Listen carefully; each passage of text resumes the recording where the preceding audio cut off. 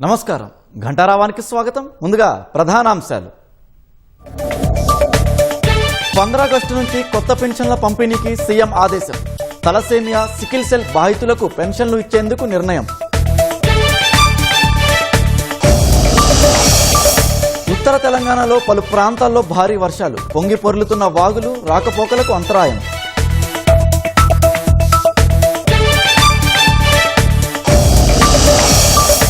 జోరు వానలతో ప్రాజెక్టులకు పోటెత్తుతున్న వరద, గోదావరి, కృష్ణా పరివాహక డ్యాముల్లో జలసవ్వడి.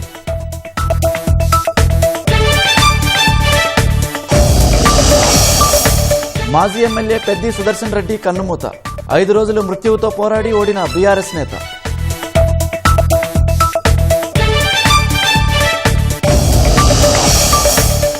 లీకుల నిరోధక బిల్లుకు రాజ్యసభ ఆమోదం.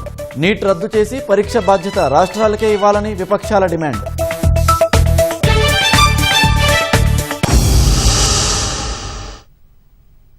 తెలంగాణ ఉద్యమకారుడు బీఆర్ఎస్ మాజీ ఎమ్మెల్యే పెద్ది సుదర్శన్ రెడ్డి కన్నుమూశారు. అర్ధరాత్రి 12:51 తుదిశ్వాస విడిచినట్లు యశోద ఆసుపత్రి వైద్యులు ప్రకటించారు. పెద్ది మృతితో కుటుంబ సభ్యుల రోదనలు మిన్నంటాయి. బీఆర్ఎస్ నేతలు ఆయన భౌతిక కాయానికి ఆసుపత్రిలో నివాళి అర్పించారు. స్వగ్రామం నల్లబెల్లిలో పెద్ది సుదర్శన్ రెడ్డి అంత్యక్రియలు ఇవాళ జరగనున్నాయి. తెలంగాణ ఉద్యమకారుడు బీఆర్ఎస్ మాజీ ఎమ్మెల్యే పెద్ది సుదర్శన్ రెడ్డి ఇక లేరు. అర్ధరాత్రి 12:51 తుదిశ్వాస విడిచినట్లు యశోద ఆసుపత్రి వైద్యులు ప్రకటించారు. ఈ నెల 26న ఉదయం హనుమకొండలో ఆయనకు ఛాతీలో నొప్పి రావడంతో స్థానిక ప్రైవేట్ ఆసుపత్రికి తరలించారు. వైద్యులు కార్డియాక్ అరెస్ట్గా గుర్తించారు. గంటసేపు శ్రమించి 9 సార్లు సిపిఆర్ చేశాక కొంత ఫలితం కనిపించడంతో మెరుగైన చికిత్స కోసం సికింద్రాబాద్లోని యశోద ఆసుపత్రికి తరలించారు. అక్కడ వైద్యులు ఆయనకు వెంటిలేటర్పై ఉంచి చికిత్స అందించారు. 5 రోజులు మృత్యువుతో పోరాడిన పెద్ది సుదర్శన్ రెడ్డి అర్ధరాత్రి కన్నుమూశారు. పెద్ది మరణంతో ఆయన కుటుంబ సభ్యుల రోదనలు మిన్నంటాయి.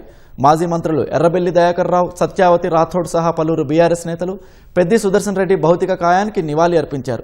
సుదర్శన్ రెడ్డి పార్థివ దేహాన్ని హన్మకొండ అమరవీరుల స్తూపం వద్దకు తీసుకొచ్చి తెలంగాణ ఉద్యమకారులు, బీఆర్ఎస్ నేతలు నివాళులు అర్పించారు.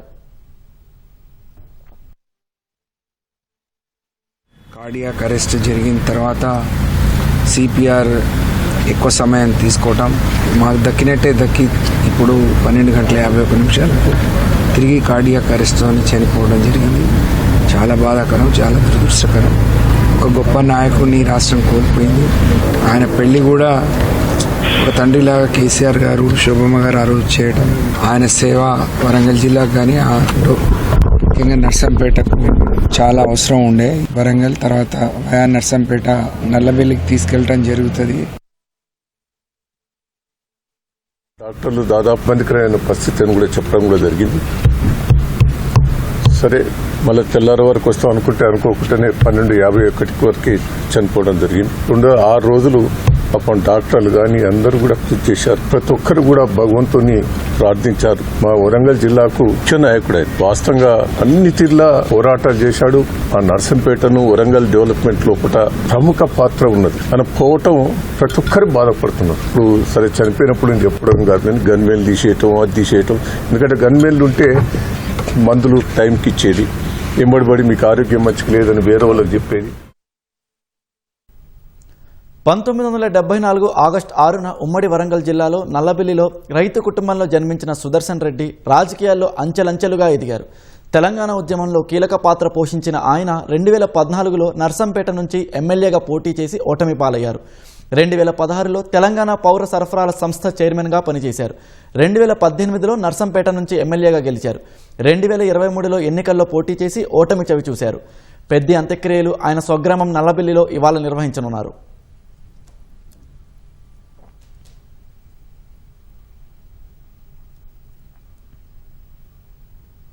ప్రశ్నాపత్రాల లీకేజీ నిరోధక బిల్లు 2026కు రాజ్యసభ ఆమోదం తెలిపింది. లోక్సభలో ఆమోదం పొందిన ఈ బిల్లు రాజ్యసభలోనూ ఆమోదం పొందగా చట్టరూపం దాల్చడానికి మార్గం సుగమమైంది. ఈ బిల్లుపై సుమారు 7 గంటల పాటు జరిగిన చర్చలో నీటిను రద్దు చేయాలని విపక్ష పార్టీలు డిమాండ్ చేశాయి. వైద్య ప్రవేశ పరీక్షలను నిర్వహించే బాధ్యత రాష్ట్రాలకే వదిలేయాలని పట్టుబట్టాయి. ప్రతిపక్షాల ప్రశ్నలకు సమాధానమిచ్చిన కేంద్ర మంత్రి జితేంద్ర సింగ్ రాష్ట్రాల పబ్లిక్ సర్వీస్ కమిషన్ల ద్వారానే ఎక్కువ పేపర్ లీకేజీలు జరిగాయన్నారు. ప్రశ్నాపత్రాల లీకేజీ నిరోధక బిల్లు 2026పై రాజ్యసభలోనూ వాడివేడి చర్చ జరిగింది. సభలో ఈ సవరణ చట్టాన్ని కేంద్ర మంత్రి జితేంద్ర సింగ్ ప్రవేశపెట్టగా సుమారు 7 గంటలు చర్చ జరిగింది. ఈ సందర్భంగా సభలో గందరగోళం నెలకొంది. పెలెట్ గన్లు వాడకం సహా జంతర్ వద్ద విద్యార్థులపై పోలీసులు క్రూరంగా వ్యవహరించిన తీరుపై విపక్షాలు మండిపడ్డాయి. అమిత్ షా సభకు వచ్చి దీనిపై ప్రకటన చెయ్యాలని డిమాండ్ చేశాయి. నీట్కు వ్యతిరేకంగా ఆందోళన చేసిన యువతను శాంతింపజేయడానికే కేంద్రం ఈ చట్టం తెచ్చిందని రాజ్యసభలో ప్రతిపక్ష నేత మల్లికార్జున ఖర్గే ఆరోపించారు. సమస్యను మూలాల నుంచి పరిష్కరించే ఉద్దేశం బీజేపీ సర్కారుకు లేదని విమర్శించారు. सर, करोड़ों छात्र अनिश्चितता में जी रहे हैं। परीक्षाएं टलती है, पेपर लीक होते हैं, नतीजे देर से आते हैं और भर्तियों का वर्ष तक अटकी रहते हैं। नतीजा ये होता है कि युवाओं का करियर रुक जाता है। कई उम्मीदवारों की उम्र सीमा निकल जाती है। इसीलिए हमारी मांग है कि सभी परीक्षाओं के लिए एक कानूनी रूप से टाइम बाउंड एनुअल कैलेंडर बनाया जाए ताकि सरकार भी समय सीमा के प्रति जवाबदेह हो और छात्रों का भविष्य अनिश्चितता से भरोसे से न रहे. వైద్య ప్రవేశ పరీక్షలు నిర్వహించే బాధ్యతను రాష్ట్రాలకే వదిలేయాలని DMK, Samajwadi Party, CPM, TMC సహా పలు విపక్ష పార్టీలు డిమాండ్ చేశాయి. అప్పుడే పరీక్షా పత్రాల లీకులు ఆగుతాయని అభిప్రాయపడ్డాయి. मेरा ये मत है, सुझाव है कि पहले की तरह नीट को राज्यों को नीट की बजाय राज्य अपने तरीके से करें। 15% सीटें केंद्र को होती थी, केंद्र सेंट्रल से एग्जामिनेशन करता था, उसके लिए अलग परीक्षा सीबीएसई बोर्ड करता था, तब कम से कम असुविधा होती थी। और जितना डिजिटल होता जाएगा, ध्यान रखिएगा, उतना ही आसान है लीक होना. విపక్షాల ప్రశ్నలకు కేంద్ర మంత్రి జితేంద్ర సింగ్ సమాధానం ఇస్తుండగానే సభ నుంచి ప్రతిపక్షాలు వాకౌట్ చేశాయి. బిల్లు నిబంధనలను ప్రతిపక్ష సభ్యులు సరిగ్గా చదవలేదని జితేంద్ర సింగ్ విమర్శించారు. ఈ చట్టం కేవలం ప్రశ్నాపత్రాల లీకేజీలకే పరిమితం కాదని, ప్రభుత్వ పరీక్షల్లో జరిగే అన్ని రకాల అక్రమాలను అడ్డుకుంటుందని తెలిపారు.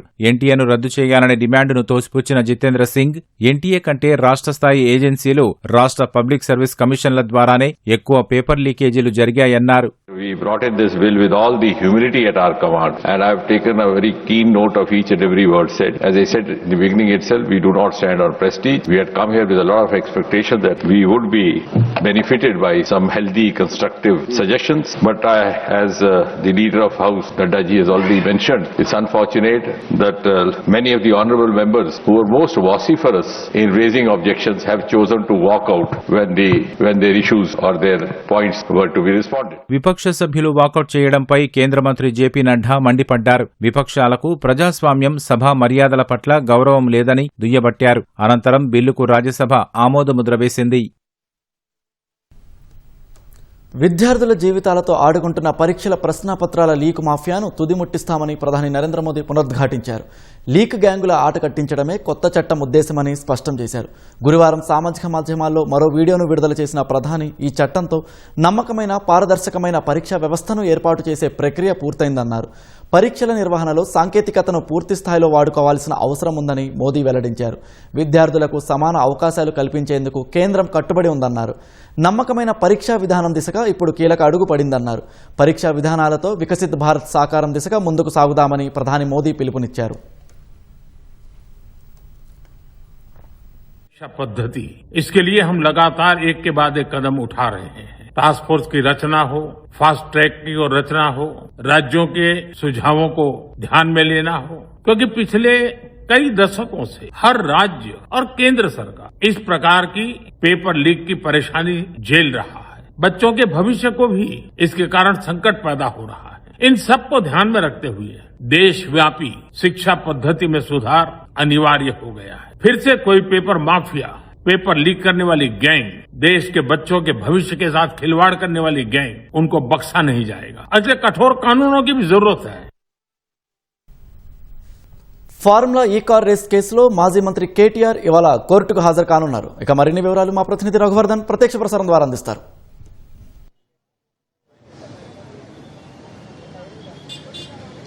ఫార్ములా ఈ కార్ రేస్ వ్యవహారంలో కేటీఆర్పై ఇప్పటికే ఛార్జ్ షీట్ దాఖలు చేసింది ఏసీబీ నాంపల్లి న్యాయస్థానంలో ఇవాళ కేటీఆర్ హాజరు కానున్నారు. ప్రధానంగా బీఆర్ఎస్ అధికారంలో ఉన్నప్పుడు ఫార్ములా ఈ రేసును హైదరాబాద్లో నిర్వహించారు. మొదటి ఎడిషన్ తర్వాత రెండో ఎడిషన్కు ముందు ఫార్ములా ఈ రేస్ నుంచి గ్రీన్కో సంస్థకు రేస్ నిర్వహించిన సంస్థ తప్పుకున్న నేపథ్యంలోనే నిబంధనలకు విరుద్ధంగా చెల్లింపులు చేశారు. అది కూడా విదేశీ మార్గద్రవ్య రూపంలో చెల్లింపులు చేశారు. ఆ నిధులను కూడా మున్సిపల్ మంత్రిగా హెచ్ఎండిఏ వైస్ చైర్మన్గా ఉన్న కేటీఆర్ అధికారులకు ఆదేశాలు ఇచ్చారు. ఎలాంటి కేబినెట్ ఆమోదం లేకుండా చెల్లింపులు చేశారన్న అభియోగాల నేపథ్యంలోనే 2024లో కేసు నమోదైంది. 2024 డిసెంబర్లో ఏసీబీ ఎఫ్ఐఆర్ నమోదు చేసింది. ఏసీబీ ఎఫ్ఐఆర్ నమోదు చేసిన అనంతరం ఆ తర్వాత దఫాలుగా విచారణ జరుగుతూ వస్తుంది. 2 దఫాలు కేటీఆర్ ఏసీబీ విచారణకు హాజరయ్యారు. ఏసీబీ ఎఫ్ఐఆర్ ఆధారంగా ఈడీ కూడా ఈసీఐఆర్ దాఖలు చేసింది. ఈడీ విచారణ కూడా కేటీఆర్ హాజరయ్యారు. ప్రధానంగా ఈ వ్యవహారంలో ఫార్ములా ఈ రేస్ వ్యవహారంలో ఒక ప్రైవేటు సంస్థకు లబ్ధి చేకూర్చేలా కేటీఆర్ వ్యవహరించారన్న అభియోగాలతో పాటు నిబంధనలకు విరుద్ధంగా చెల్లింపులు చేశారు. అది కూడా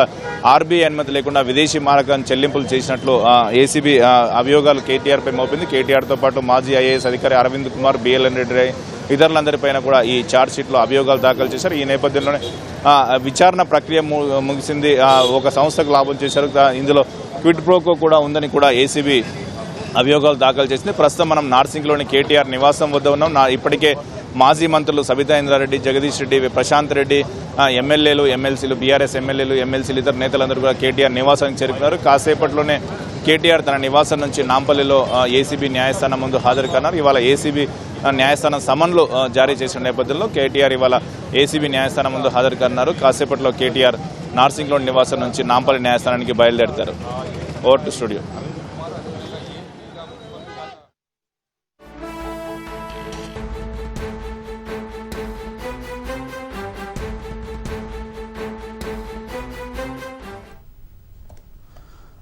ఆగస్టు నుంచి కొత్త పెన్షన్లు పంపిణీ చేయాలని ముఖ్యమంత్రి రేవంత్ రెడ్డి ఆదేశించారు. తలసేమియా, సికిల్ సెల్ ఎనిమియా బాధితులకు కూడా పెన్షన్ ఇవ్వాలని నిర్ణయించారు. ప్రతి గ్రామానికి తారు రోడ్డు, పంచాయతీ భవనం ఉండాల్సిందేనని స్పష్టం చేశారు.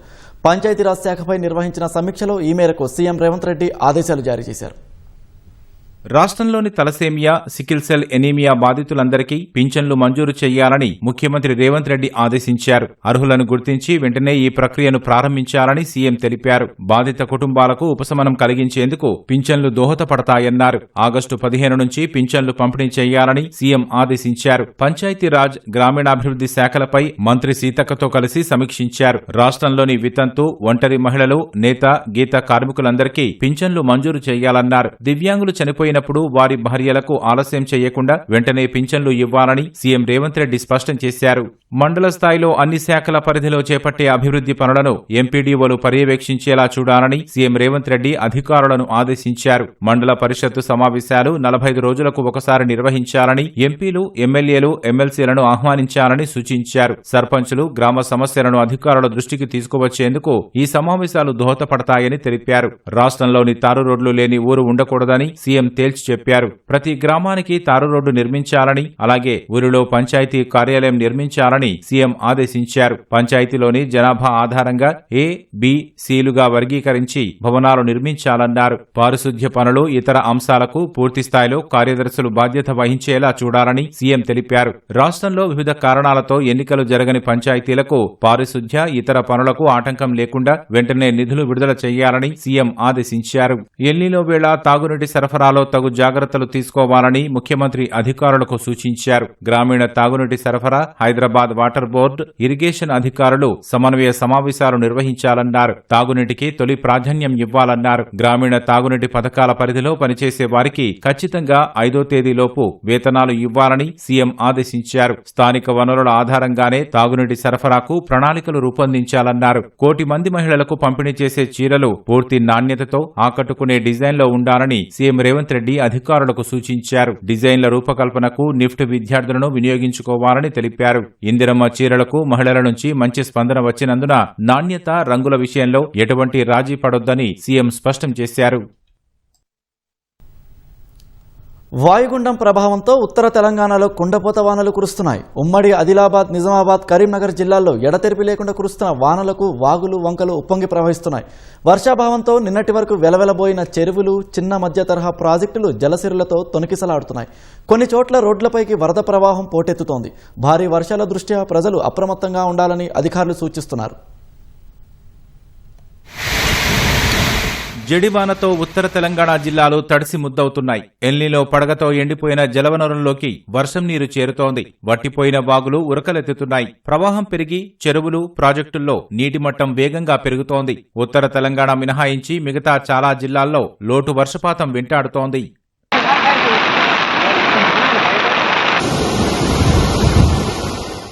నిర్మల్ జిల్లా ముథోల్ నియోజకవర్గ వ్యాప్తంగా ఏకధాటిగా పడుతున్న వర్షాలకు జనజీవనం స్తంభించింది. భైంసా మండలం మహాగం, గుండెగాం గ్రామాల మధ్య భారీ వృక్షం నేలకొరగ్గా రాకపోకలకు ఇబ్బందులు తలెత్తాయి. కుబీర్ మండలం పార్డీ బి గ్రామాలకు వెళ్లే మార్గంలో విద్యుత్ స్తంభాలు నేలకూలాయి.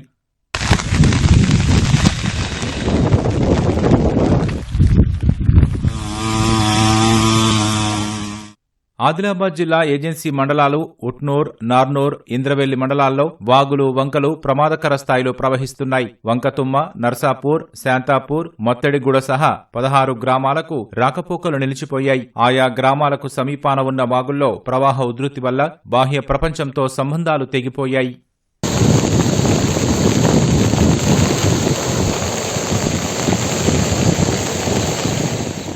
నిర్మల్ జిల్లా కుంటాల మండలం కల్లూరు వాగు వరద నీటితో ఉప్పొంగి ప్రవహిస్తోంది. కొత్త వెంకూర్, పాత వెంకూరు గ్రామాల మధ్యన ఉన్న లోలెవల్ వంతెన పైనుంచి నీరు ప్రవహిస్తోంది. లింబాబి, ఓలా గ్రామాల మధ్య వాగు ఉధృతి వల్ల రాకపోకలకు అంతరాయం ఏర్పడింది.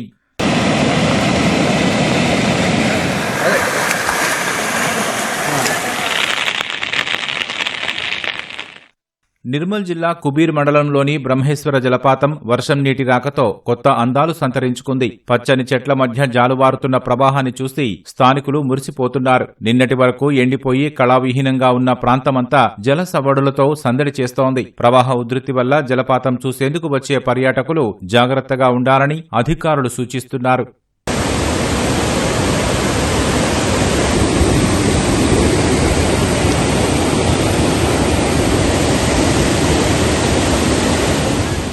పరివాహక ప్రాంతంలో పడుతున్న వర్షాలతో మధ్యతరహా గడ్డెన్నవాగు ప్రాజెక్టుకు ఇన్ఫ్లో కొనసాగుతోంది. ఎగువన మహారాష్ట్రతో పాటు స్థానికంగా కురుస్తున్న వానలకు ప్రాజెక్టులోకి వరద చేరుతోంది. ప్రాజెక్టు పూర్తిస్థాయి నీటిమట్టానికి చేరుతున్న దృష్ట్యా అధికారులు అప్రమత్తమయ్యారు.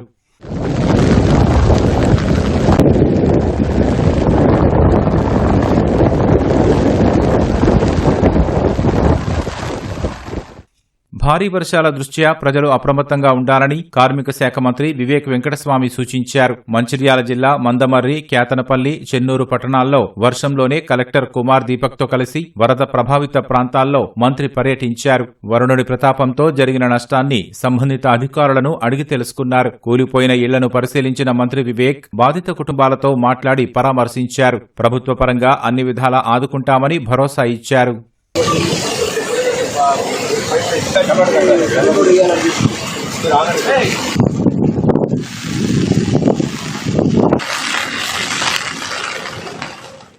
జగిత్యాల జిల్లా ధర్మపురి మండలంలో నాగారం, ఆక్సాయిపల్లె మధ్య వరద ఉధృతితో రోడ్డు ధ్వంసమై రాకపోకలు నిలిచిపోయాయి. నేరెళ్ల మీదుగా గోవిందుపల్లె వెళ్లే మార్గం వద్ద గండిపడడంతో రహదారి తెగిపోయింది. బుగ్గారం పెద్ద చెరువులోకి వస్తున్న వరదను ఎప్పటికప్పుడు సమీక్షిస్తున్న అధికారులు కట్టతెగే అవకాశముందనే అంచనాతో గండి కొట్టి నీటిని కిందకు వదిలారు. ధర్మపురి మండలం దోనూరు, తీగల ధర్మారంలో ఇండ్లు కూలాయి.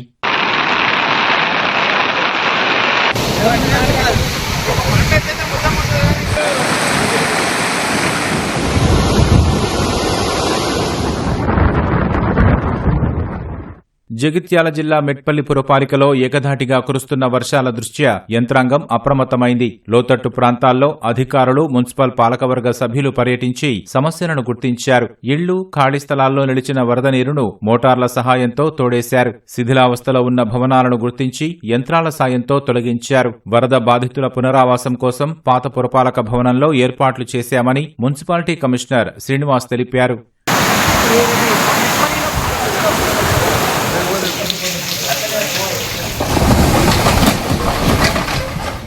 మెట్పల్లి పెద్ద చెరువుకు వరద పోటెత్తింది. మొత్తడి పోయడంతో చేపల కోసం పట్టణ ప్రజలు ఎగబడ్డారు. ప్రవాహ ఉధృతికి వలలు వేస్తూ మత్స్యాల కోసం వేట సాగించారు. వివిధ రకాల జలపుష్పాలను పట్టుకుని మురిసిపోయారు. ఎక్కువ చేపలు పట్టిన వారు మార్కెట్లో అమ్ముకొని సొమ్ము చేసుకున్నారు. యువత మొదలు మధ్య వయసు వారు సైతం ఉత్సాహంగా పోటీ పడుతూ చేపలు పట్టేందుకు రావడంతో చెరువుగట్టు సందడిగా మారింది.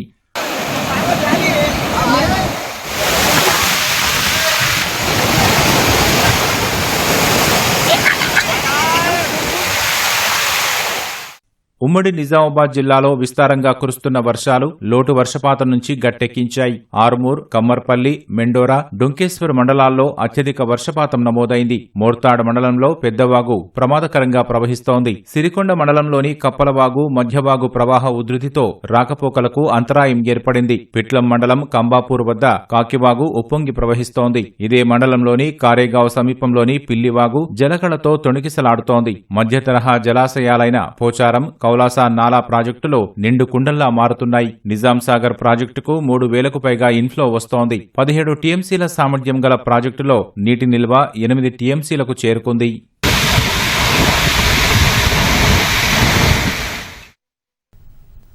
ఎల్నిలో ముప్పుతో మొన్నటి వరకు వెలవెలబోయిన ప్రాజెక్టులు 3 రోజులుగా కురిసిన వర్షాలతో జలకలను సంతరించుకున్నాయి. ఎగువ నుంచి వస్తున్న వరదతో గోదావరి పరవళ్లు తొక్కుతోంది. తెలంగాణ జీవనాడిగా ఉన్న ఎస్ఆర్ఎస్పీకి వరద రాకతో ఆయకట్టు రైతు మురిసిపోతున్నాడు. కడెం నుంచి వస్తున్న నీటితో ఎల్లంపల్లికి ఊహించని స్థాయిలో ప్రవాహం వస్తోంది. ఏకంగా 4 లక్షల క్యూసెక్కుల వరదతో అధికారులు అప్రమత్తమయ్యారు. మహారాష్ట్ర తెలంగాణ సరిహద్దుల్లో కురిసిన వర్షాలకు నిజామాబాద్ జిల్లాలో గోదావరిపై ఉన్న శ్రీరామ్ సాగర్ ప్రాజెక్టులోకి భారీగా వరద వచ్చి చేరుతోంది. రాష్ట్రానికి కీలకమైన ఈ ప్రాజెక్టులోకి 75,432 క్యూసెక్కుల ఇన్ఫ్లో వస్తోంది. నిల్వ సామర్థ్యం 80.5 టీఎంసీలు కాగా ప్రస్తుతం 21 టీఎంసీలకు చేరుకుంది. ఈ ప్రాజెక్టు కింద స్టేజ్ 1లో 9,68,000 ఎకరాలు, స్టేజ్ 2లో 4,80,000 ఎకరాలు కలిపి మొత్తం 14,50,000 ఎకరాల ఆయకట్టు ఉంది.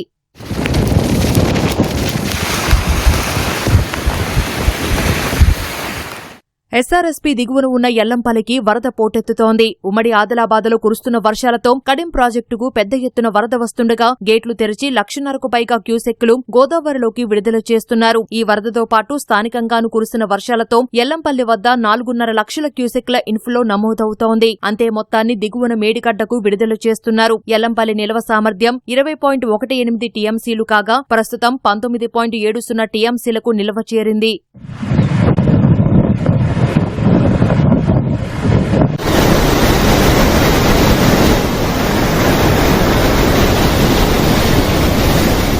ఎల్లంపల్లి నుంచి మధ్యమానేరు జలాశయానికి గురువారం మొదలైన ఎత్తిపోతలు నిరాటంకంగా కొనసాగుతున్నాయి. బుధవారం నంది, గాయత్రి పంపుహౌస్లలో 4 మోటార్ల చొప్పున నడిపిస్తూ 12,600 క్యూసెక్కుల చొప్పున నీటిని ఎత్తిపోసిన అధికారులు గురువారం నంది పంపుహౌస్లో మరో మోటారును ఆన్ చేశారు. దీంతో 15,750 క్యూసెక్కుల ప్రవాహం నంది రిజర్వాయర్లోకి చేరుతోంది. అంతే ప్రవాహాన్ని సొరంగాల ద్వారా రామడుగు మండలం లక్ష్మీపూర్లోని గాయత్రి పంపుహౌస్ కు వదులుతున్నారు. గాయత్రి పంపుహౌస్లోనూ 5 మోటార్లతో వరదను ఎత్తిపోస్తున్నారు. వరద కాలువ ద్వారా 15,750 క్యూసెక్కుల ప్రవాహం మధ్యమానేరు జలాశయంలోకి చేరుతోంది.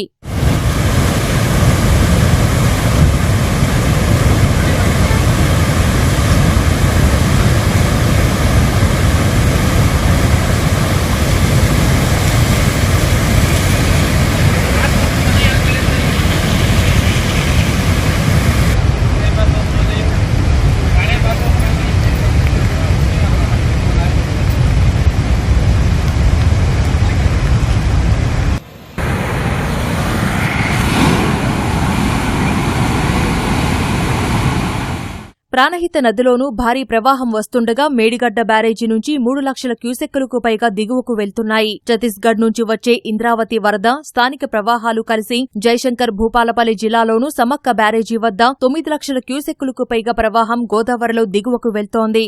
భద్రాచలం వద్ద గోదావరి ప్రవాహం ఉప్పొంగుతోంది. 28.70 అడుగులకు నీటిమట్టం చేరింది. దాదాపు 4 లక్షల క్యూసెక్కుల ప్రవాహం నమోదైంది. ప్రాణహిత, ఇంద్రావతి వైపు నుంచి వస్తున్న వరద సరళిని బట్టి ఇక్కడ ప్రమాద స్థాయికి నీటిమట్టం చేరుకునే వీలుందని అధికారులు అంచనా వేస్తున్నారు.